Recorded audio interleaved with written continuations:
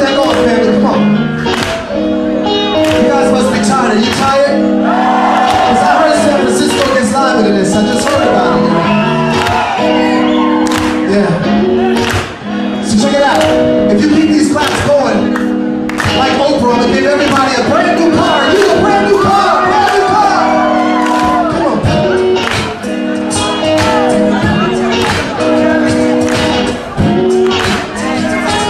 Keep those claps going, man. What you got?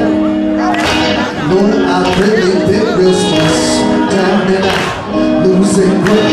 Although I am black and proud, problems got me pessimistic, but Jesus keep messing up. Why does it have to be so tough? I don't know where I can go to let these ghosts out of my skull. My grandma passed, my brother's gone. I never once felt so alone. I know you're supposed to be my steering wheel, not just my spare tire. Oh Lord, I ask you, let me hear you out, to be my God and force the truth. Some strangers that had to be. You got it, wait till Tennessee. Come on, take me. Come on. Come on, make me forget. Let me under. I don't hear the voices.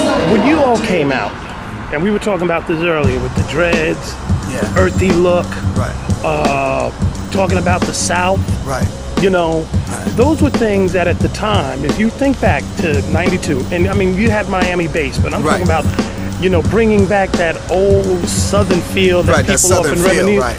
That was new at the time. Without a question. And y'all were considered alternative.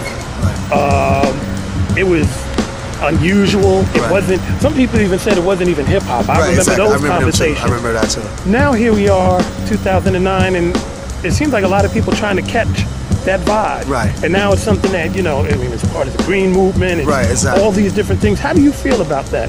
I feel good about it to the extent that, you know, I know that we were ahead of our time in that sense, David, you know, but at the same time, you know, to me, what people misunderstood, and this is again something that I feel passionate about. We've got to open our minds as black people and as colored people of color, because one of the things that happens with us again is that we've allowed media to sort of pigeonhole us. We got one image of us, maybe in the urban city, so on and so forth, but that's really not our history. You go back into our history in this country, and we were more agricultural people. That's what we were striving to say with our imagery, was that we come from this. Even with the motherland, we came from that, and then coming over here, we was obviously doing that against our will, but we was doing that.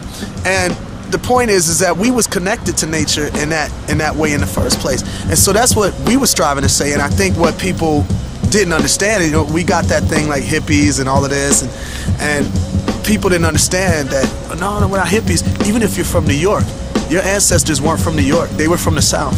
So they came to New York for opportunity. But somebody in your family, I don't care where you're from in the States, at least if you didn't come from overseas, was from the South at one point. That was that family time. That's when we had more unity in the family. We stuck together in a deeper way. But you also opened the doors to the South. You know, at the time, I think it was you, and then shortly after, maybe Goody Mob came a couple of years later. Exactly, with and the South. And then Outkast, of course. Of course. But when you look at what the Southern hip hop scene has become now, do you feel it's been distorted or is an accurate depiction? Because, you know, now people say, oh, the South has ruined hip hop. But when I look at what y'all were doing, it was, you know, you were coming from definitely a wholesome place. Right. See, I think to me what it has become, because of media consistently driving one specific style or image of what the South is bringing now, to me it's become a caricature to some extent.